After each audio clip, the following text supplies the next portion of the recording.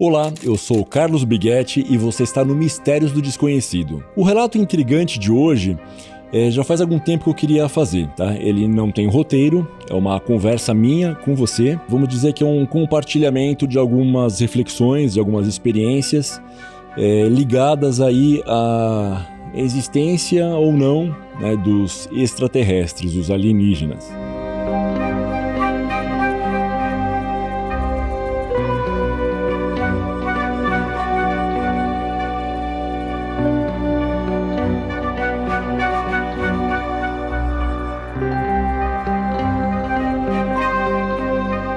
Muitas dessas reflexões, elas vieram a partir da conversa que a gente teve aqui no estúdio com o ufólogo brasileiro famoso Edson Boaventura. Nesse dia, né, da gravação, a gente percorreu alguns casos famosos da ufologia brasileira e eu aproveitei aqui, né, a presença de alguém experiente, vivido aí, né, nesses estudos de caso, para fazer uma consulta pessoal, por que não, né? Nessa conversa, né, eu falei bastante do meu interesse, do meu fascínio por essa temática, ao mesmo tempo que eu sou encantado, fascinado com isso, eu quero acreditar que eu mais tive, que isso está no passado, né, assim, de ter medo também, né, porque você não sabe as reais intenções, qual que é a agenda, né, dessa gente. Então, eu me peguei refletindo, né, naquele dia, naquela oportunidade, eu trouxe para ele os casos, as coisas que eu lembrava a respeito, né, de vivências pessoais. Então, uma delas foi eu não vou dizer sonho, porque eu acho assim, quando você fala sonho, pressupõe de repente algum ambiente meio, não necessariamente fantasioso, mas assim, você sabe que aquilo é um sonho, porque as situações são muito curtinhas e de repente você está num lugar, aí você aparece num outro lugar. Vamos dizer que o sonho ele tem entre aspas, uma estética de sonho. E por mais que na época eu tivesse apenas 5 anos, eu dormia de frente para uma porta, era um quarto eu e a minha irmã, e eu dormia bem de frente para essa porta. Então assim, era uma coisa que para mim já incomodava um pouco isso, né, assim, não sei, de repente de me sentir vulnerável ali naquela posição, né? Você está deitado já de frente para a porta. A impressão que eu tenho, na verdade, não é que eu estava sonhando, é que eu tinha despertado naquele instante, no meio da madrugada, como se não precisasse de luz, né? Assim, eu vi uma presença, né? Eu até comentei com o Edson que ele vinha deslizando, como se estivesse flutuando no ar, sabe assim, mas não tinha uma cadência de passo, né? Assim, veio andando na direção da cama, tinha de repente uma feição que parecia humana. A sensação que eu fiquei, né, assim, é de pavor, fiquei aterrorizado, né, com aquele, assim, tinha uma noção clara de que era um homem, não era uma figura feminina, era um homem mesmo. Então, com uma feição humana e uma pele cinza, levemente esverdeada, né? Assim, não era tipo um homenzinho verde, não é isso. Mas assim, ele tinha essa pele estranha, não falou nada, até onde eu entendo, não posso lembrar, ele não se comunicou comigo, eu só lembro de ter gritado de pavor, né? Enfim, aí acordei a casa toda e tal. Tava guardado, enfim, nas memórias que a gente tem, né, de vida, mas foi algo assim que foi bastante perturbador e eu tava até comentando com a Suzana, né, aqui antes da gente começar a gravar, que até hoje isso assim me arrepia quando eu penso que isso pode ter sido verdade, né, assim, que não foi um sonho, como eu falei agora no comecinho dessa... Vamos dizer que é uma reflexão verbalizada, né? Assim, tô compartilhando com vocês aí as minhas impressões e os meus sentimentos com relação a essas memórias aí antigas, que foram trazidas à tona justamente pelo canal. Eu entendo que existem formas de saber se esse episódio tem lastro, né, em realidade. Se isso não foi real, que eu acho pouco provável, porque a situação era muito vívida, não, como eu falei, não era um aspecto, uma textura de sonho, e me parecia realmente realidade. E se foi real, eu fico pensando, e aí, será que eles ainda têm algum interesse em mim? Eles me procuram, me visitam de alguma forma? Eu posso também dizer tranquilamente, né, assim, eu não tenho e não me lembro de mais nada depois desse dia, né, que foi bastante traumático. Inclusive, eu lembraria se eles tivessem me procurado de novo, a menos que tivessem programado de uma forma que eu realmente não lembre para me proteger, sei lá, psicologicamente. A curiosidade fala muito alto, né? Assim, sempre falou muito alto a respeito disso, tanto que é um tema que, como eu falei no começo, ele me fascina na mesma proporção que pode me aterrorizar. E uma sessão de hipnose, acredito que possa trazer isso com elementos, enfim, pode fazer lembrar efetivamente. Carlos, existem algumas teorias aí, né, no meio ufológico, sim, que dizem que, assim como a gente, uma espécie superior, vai atrás na vida selvagem ali, pesquisar, né, animais, espécimes, e a gente sempre volta com recorrência para os mesmos espécimes, para os mesmos indivíduos, na verdade, né? Porque eles são objeto de estudo. Exatamente, então tem que ter uma progressão ali de dados, né? Sim. Quando uma pessoa é visitada, ela provavelmente vai ser visitada ao longo da vida, revisitada ao longo da vida, né? O que você acha em relação a isso? Eu acho que é um raciocínio que faz, né, total sentido, até com base nas pessoas que a gente já conversou, né? Não apenas aí o Edson, mas a Liliane, né, Moura, ela conta, né, desse contato aí no caso dela, com os amigos das estrelas, né? Eu gostaria de ter essa tranquilidade para lidar com esse tema, né? Assim, coisa que eu tenho procurado trabalhar comigo mesmo para estar mais tranquilo, não só aí para ver e interagir com alienígenas, né, possivelmente, mas com espíritos também. Às vezes eu me pego imaginando, né, assim, de madrugada, em casa, ali, como que seria se eu visse alguma coisa, tanto de um tipo quanto do outro. Mas na sua pergunta, assim, então, eu não tenho lembrança de ter sido revisitado ou de ter visto qualquer coisa desde esse episódio aí, né, quando eu tinha 5 anos de idade. Mas o seu raciocínio faz todo sentido, né, assim, que se é algo de verdade, realmente eles devem voltar para esse espécime em especial. É, de certa forma, um pouco perturbador de pensar isso, mas eu procuro estar pronto para essa possibilidade.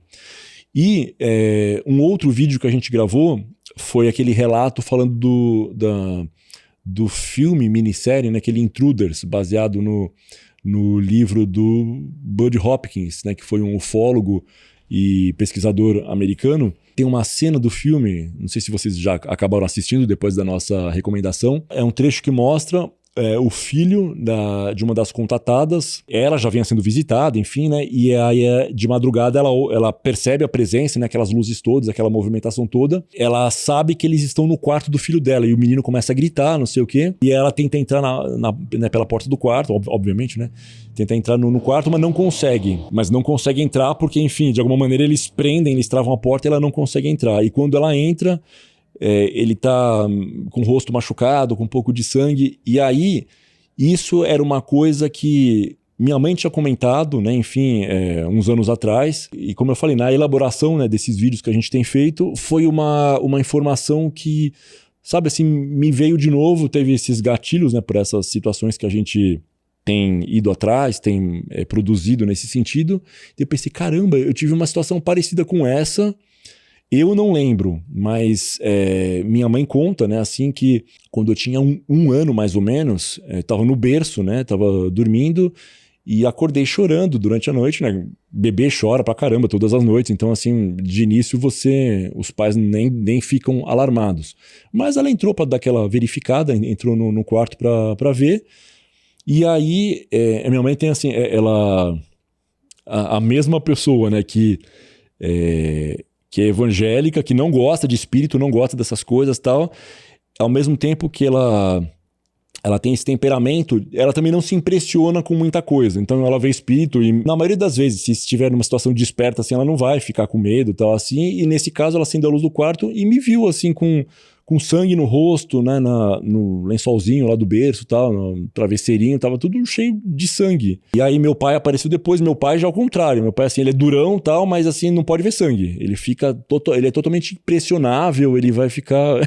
E aí ela não sabia se ela me socorria ou socorrer meu pai, que tava assim, quase desmaiando de ter visto o filho, achou que tava morto, provavelmente, né? Então assim, que de repente alguém entrou na casa de madrugada e matou o filho deles. Mas ela viu que eu tava chorando só assim, que era mais a sujeira do sangue. E daí ela pensou, ele enfiou o dedo no nariz, ele se machucou com a unha e sangrou, né? Porque a pele do bebê é delicada, sei lá. E pra mim eu tinha isso como a explicação real, né? Assim, e que bastava, né? Enfim. E aí depois que eu fiquei pensando, né, assim, depois de a gente falar, né, tanto desse dia do Edson Boaventura, né, esse tipo de episódio que eu falei primeiro, né, da visita de alguém no seu quarto, chama contato de dormitório ou visita de dormitório, justamente, que eu acho assim um nome, se você está em casa sozinho à noite no seu quarto, você pensa assim, visita de dormitório, você já imagina alguém deles chegando. É engraçado porque assim, eu sou jornalista, né? Você tem que lidar com as situações aí com pé no chão, né? Assim, uma coisa de realidade e tal, assim. É um exercício para mim, sabe? Assim, separar essas coisas, tratar com a seriedade, com o rigor jornalístico, mas ao mesmo tempo eu considero que pode ser real, né? Assim, tem gente que de imediato, automaticamente já descarta, né? Não sei que tipo de bagagem, de background que a pessoa tem, de nem considerar a possibilidade, de não achar nada disso real ou possível, né? Então, quando eu junto essas duas histórias, né? Assim, essa, né? De quando eu vi possivelmente vi esse ser no meu quarto, e com a outra história que lembra muito a cena do filme, né? Do Intruders, eu penso, caramba, né? Assim, se a pessoa ter marcas de corte, ter algo de sangue, ou acordar com um travesseiro manchado de sangue, né? É um indício de um possível, né, contato, e até de uma abdução, de repente, causa uma perturbação, né? Então, assim, eu gostaria, né? Eu tenho a curiosidade, pelo menos, de fazer aí uma hipnose, né, com alguém sério, experiente, para passar limpo, né? Então, isso aconteceu ou não aconteceu? Né? Então, esse é um primeiro ponto que eu gostaria de compartilhar com vocês. Carlos, posso te fazer uma pergunta? Pode, claro. Você disse que muitas pessoas acabam descartando logo de cara, né? Sim. E mesmo às vezes até com coisas inexplicáveis. Inclusive você citou o Buddy Hopkins aí. Tá uma série atual, documental no Netflix. Sim, a gente conversou a respeito. Exatamente. Abdução em Manhattan. É uma série documental de um relato onde, inclusive, o Buddy Hopkins ele investiga ali a situação, e uma mulher é abduzida ali em Manhattan e tem mais de 20 testemunhas oculares, né? Enfim, tem pessoas que não acreditam, tem pessoas que acreditam, mas ninguém consegue desmentir muito as testemunhas oculares, né? Sim. O que você acha que leva uma pessoa a negar tanto assim um fato desse, por exemplo? Eu acho que eu acho que tem gente que às vezes tem uma reputação, de repente, a preservar. Então, lógico que isso é coisa de gente louca, lógico que isso é invenção, é uma brincadeira, é um trote só. Então, acho que, de repente, muita gente tem essas ressalvas todas, né? Enfim, vamos dizer, essa repulsa por esses temas, porque acho que é tudo uma grande fantasia, uma grande besteira. Então, acho que isso poderia explicar, em parte. O que pode acontecer é que essa pessoa não teve uma vivência dela mesma, né? Com esse tema. Costumam ser vivências bem transformadoras, né? Se a pessoa realmente é antes e depois daquilo, né? Se aconteceu com ela, é muito difícil dela falar assim, não, isso não aconteceu, isso é fantasia, porque ela testemunhou, ela viveu aquilo, né? Então, tem até um episódio que não aconteceu comigo, mas aconteceu, eu era criança adolescente, vamos dizer assim, e era um casal, né, de um senhor e uma senhora já de seus 60 anos já, pelo menos. Eles eram daqui de São Paulo, mas tinham um sítio ali na região de Joanópolis, Extrema, que é Minas Gerais. Teve algum evento, não lembro agora se foi algo luminoso durante a noite, era aqueles lugares que na época pelo menos não tinha energia elétrica, por opção eles não quiseram que tivesse, curtindo aquela coisa de vida no campo e tal. Então qualquer coisa que sai dessa realidade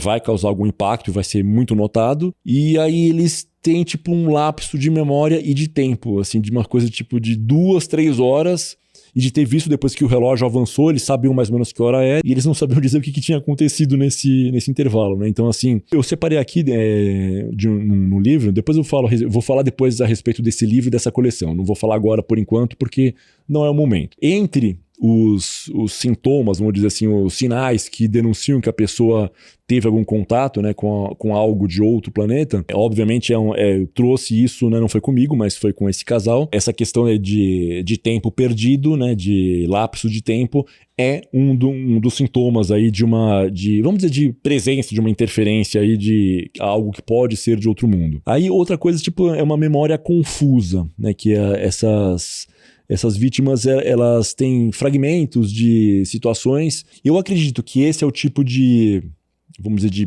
problema, entre aspas, que com uma hipnose com alguém aí experiente, sério, eu acredito que se consiga aí quebrar esse código e chegar, né, enfim, e refrescar a memória e realmente trazer histórias de situações nebulosas, mas por completo, que é o que eu gostaria de fazer em algum momento, no momento oportuno. A outra situação, assim, terror irracional, que é um tipo de medo, de pânico de pessoas que viveram, né, algum tipo dessas situações de terem sido visitadas ou mesmo levadas aí, enfim, para algum interior de nave, seja para experimentos científicos, né, como o Marcelo lembrou aí, né, que acontece nessas situações aí de espécimes, né, específicos que são escolhidos para isso e acabam sendo visitados sempre, partindo do pressuposto que as situações são reais, né, mesmo, e que essas inteligências aí, elas de alguma maneira bloqueiam as memórias,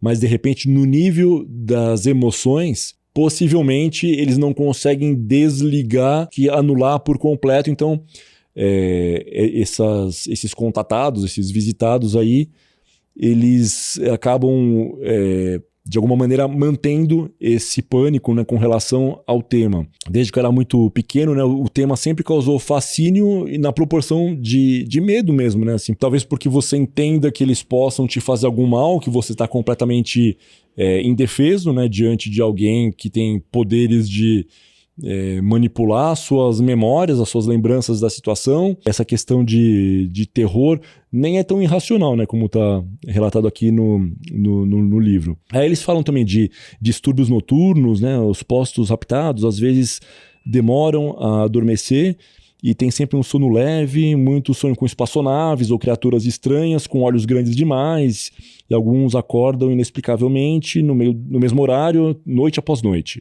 E de manhã se sentem desorientados e têm curtos e acessos de tontura, entorpecimento, formigamento e paralisia.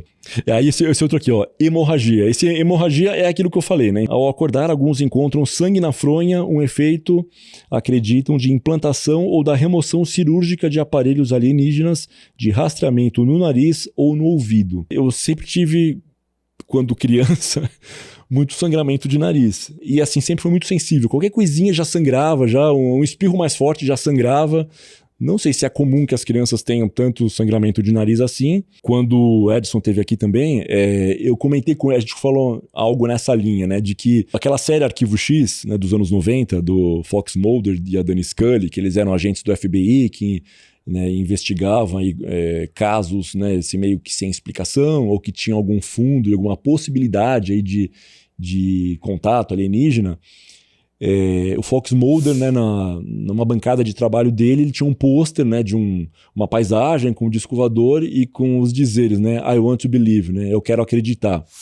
E eu perguntei pro Edson Boaventura, né, assim, até que ponto essas situações todas que ele investiga, né, ao longo da vida inteira dele são reais, que ele realmente encontra lastros, né, de verdade nisso, ou se é algo que ele, Edson, ele quer acreditar, né? Então eu trago essa pergunta para mim, né? Assim, essas muito pequenas, né, experiências aí que eu tive, né, com essa possibilidade de realidade, eu realmente acho que elas possam ser reais ou eu quero acreditar nisso? Não estou chamando ninguém também para me visitar, tá? Assim, como eu falei, não sei se eu estou pronto para isso, embora do ponto de vista, né, assim, de curiosidade, até jornalístico. Quando acontece com a gente sabe que é de verdade, né? Eu também estou ok se as explicações, né, enfim, o resultado de uma hipnose aponte, não, você não teve nada, tá? O negócio do episódio de bebê foi realmente sem enfiar o dedo no nariz, machucou e sangrou, e isso que você teve no seu quarto dessa visita de dormitório foi apenas um sonho. Embora eu acho que não foi um sonho. Né? Assim, pode não ter sido um extraterrestre, mas eu acho que pelo menos um espírito foi. Eu que nunca tinha visto, passo a ter esse aí como um primeiro, né? Assim, quem tem sabe, né? Assim, é muito diferente. Assim, como eu falei, a forma como você enxerga, a textura, né? Assim, a situação é bem diferente. Eu não quero acreditar. Eu imagino que possa ser verdade e eu mantenho, né? Enfim, essa possibilidade até que ela possa ser descartada, né? De uma maneira bem, vamos dizer, com uma análise de mim mesmo, né? Baseado nessa hipnose, por exemplo, que sendo feita por alguém com um histórico, enfim, né? Com uma credenciais, né? Enfim, confiáveis. O que esse profissional me disser, eu tendo a acatar, né? Porque, enfim... E o outro ponto, né? Assim, aqui que eles relatam, danos físicos, né? Os aptados acham marcas enigmáticas no corpo de alfinetadas, punções, arranhões, cicatrizes em linha reta, obviamente que caracteriza uma cirurgia, né? Então, se a pessoa não fez uma cirurgia e aparece um corte, né, bem retinho, bem certinho, enfim, acaba sendo aí considerado, pelo menos para os estudiosos, né, da ufologia, como um sinal que denuncia a presença, a interação com alguma espécie, alguma inteligência aí de outro planeta. Pequenas depressões, como crateras e hematomas, nos dizem ser indícios dos exames físicos a que essas pessoas teriam sido submetidas. Muita gente classifica que os discos voadores, os ETs, eles surgem quase que como uma nova religião, né? Então, assim, e voltando aí no pôster, né, do Arquivo X, eu quero acreditar. Então, assim, são pessoas que sentem necessidade de acreditar em alguma coisa, elas não se identificam com religiões, então elas veem no fenômeno OVNI um lugar onde elas se sentem pertencentes àquilo, né? É mais fácil para ela acreditar nos ETs, nos homenzinhos verdes ou baixinhos, cinza, de olho grande, do que em alguma religião pré-estabelecida. Não dá para negar que é um fenômeno realmente, né, que merece um estudo, inclusive, né, um estudo de comportamento humano mesmo, né? Algo que eu tenho perguntado também para as pessoas, né, que estão envolvidas nessa temática, é sobre, né, programas, né, tipo Alienígenas do Passado, né, os livros do Eric von Däniken, então que tudo para eles, tudo foram os alienígenas, foram os ETs que fizeram, então, né, desde as pirâmides do Egito a outras obras arquitetônicas de civilizações antigas, né? Então, assim, tudo para eles foi feito por ETs, né? Então, assim, a impressão que eu tenho é assim, você assistiu você assistiu todos, porque, assim, eles ficam sempre fazendo perguntas retóricas e, teriam sido não sei o que, blá, blá, blá, blá, blá, e eles sempre conduzem para que foram os astronautas antigos, os alienígenas do passado. Então é a resposta para tudo, né? Então eu entendo que, como um produto de entretenimento, eles precisam fazer o tema render, né? Assim, e em especial, se eles têm verbas e um patrocínio de um grande estúdio, de um grande canal e uma base de assinantes, né, que sustenta isso, por mais abertura que eu tenha, né, com esse tema, como já falei longamente aqui ao longo desse vídeo, me parece uma certa forçação de barra, né? Então, assim, das histórias serem tão redondinhas e perfeitas, né? Enfim, e alguns desses casos, pelo menos alguns deles, não todos, né? Enfim, não vou saber aqui elencar, mas muitos deles têm explicações, assim, que as rochas que supostamente teriam sido cortadas e esculpidas por uma espécie de laser, não sei quantos dezenas de milhares de anos atrás, era impossível fazer aquilo naquela época, e mesmo hoje não é possível. E aí eu já vi, assim, gente derrubando, né, enfim, todos esses argumentos, mostrando que aquela rocha que parece ser super pesada, na verdade é um tipo de rocha bem, assim, dócil de trabalhar, tipo, como se fosse, não isso, mas assim, uma espécie de pedra-sabão que é fácil de esculpir, né? Assim, com ferramentas não muito elaboradas, não muito sofisticadas, você consegue trabalhar esse tipo de material, né? É só um exemplo, enfim, não é nada... Inclusive, Carlos, algum desses canais, não lembro se é Discovery ou History Channel, fez no passado, só que não deu muito sucesso, porque diferente do Alienígenas do Passado, o assunto se encerrava muito rapidamente. Era de fato engenheiros e cientistas colocando à prova historicamente como fariam cortes em pedras para fazer a pirâmide em tal época, né? Exato, com a tecnologia daquela época. E eles criavam hipóteses ou recriavam ferramentas de acordo com imagens, desenhos e tal, e conseguiam reproduzir, né, exatamente como a construção foi feita. Então o próprio tema se esgotava porque então, acabava meio que respondendo as perguntas, se não todas... Como ter mais temporada. Sim, e eu acho curioso até assim que, como eu falei, né, assim, não tô querendo dizer, eu sou o portador da verdade, né, assim, tudo que eu tô falando aqui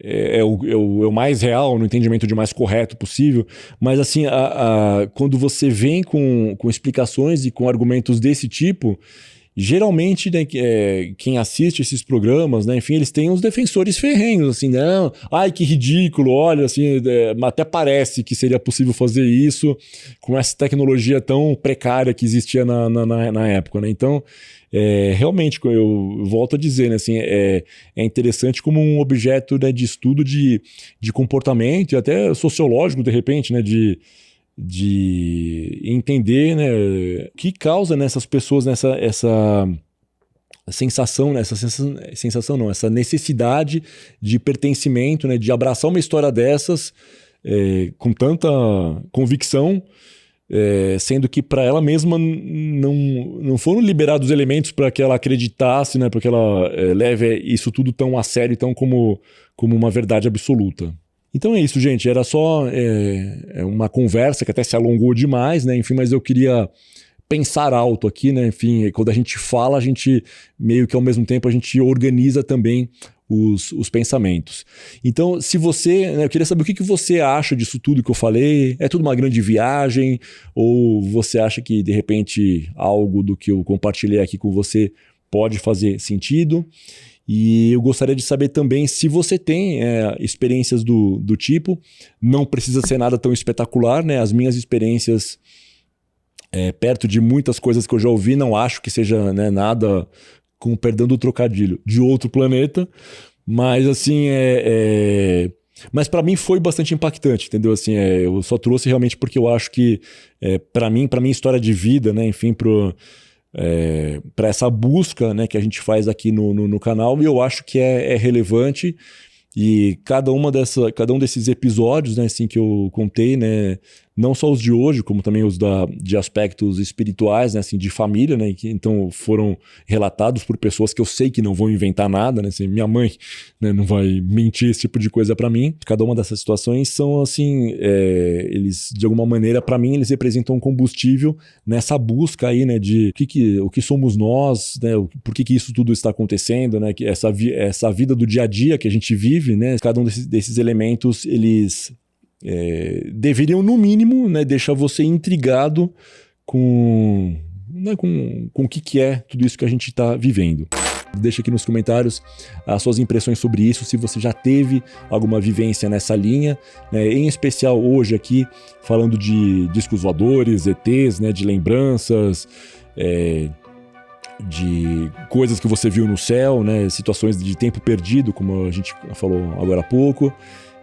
Vou ficar feliz de saber, e a gente sabe que o Brasil é o segundo país, né, segundo o Edson Boaventura falou, o segundo país em ocorrências de relatos, né, de discos voadores.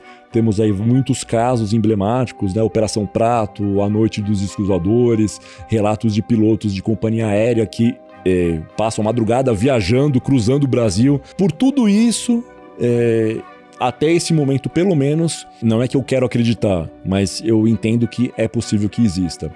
Então, se você acompanhou o vídeo até aqui, deixa nos comentários. Nesse caso, então, uma brincadeira, tá? Eu quero acreditar, homenageando aí o Arquivo X, o Fox Mulder e a Dani Scully, que, né, de uma maneira tão interessante, trouxeram essa temática aí nos anos 90 para a televisão brasileira, para a televisão mundial e por tabela, né, enfim, pelos canais a cabo que a gente tinha aqui no Brasil na época. Então é isso. Compartilha o vídeo, curte, deixa sugestões para outros vídeos que você gostaria de ver aqui no canal Mistérios do Desconhecido e aqui nesse quadro Relatos Intrigantes, tá bom? Então, beijo para quem é de beijo, abraço para quem é de abraço e até a próxima. Tchau, pessoal.